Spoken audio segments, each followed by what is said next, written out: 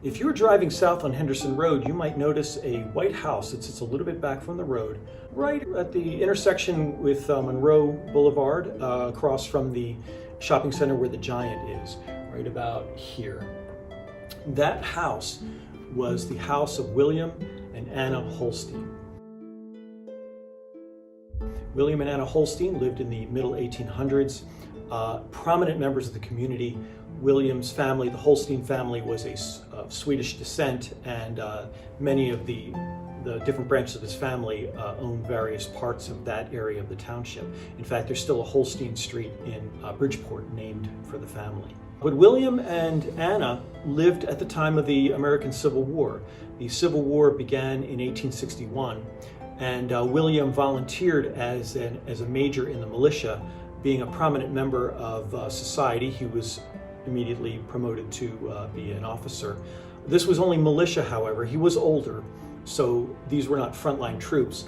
However, when the army of General Lee invaded the North for the first time at the Battle of Antietam in Maryland, the Pennsylvania militia was called up, and William and his men then moved to that area just north of the Pennsylvania border, north of the Battle of Antietam. They never participated in the battle. However, afterwards, William went down to see the aftermath and was stunned to see thousands of wounded soldiers just laying out in the open with insufficient care. This was a sad fact of the time. The weapons had improved, but the army logistics for taking care of wounded had really not caught up. So there was no one to take care of all these men. Often a battle would happen and the armies would move on, and a few surgeons would be left behind, and the townsfolk would do their best to care for many of these men, most of whom were unfortunately going to die. The wounds were horrible back then, and there was very little they could do about infections and things like that. So William was horrified by this. He came back to Upper Merion, to the home, and was looking for volunteers, women to volunteer as nurses to go back down with him. And several women from Upper Merion did volunteer. He was naturally thinking that his wife, Anna, would volunteer. She didn't want to.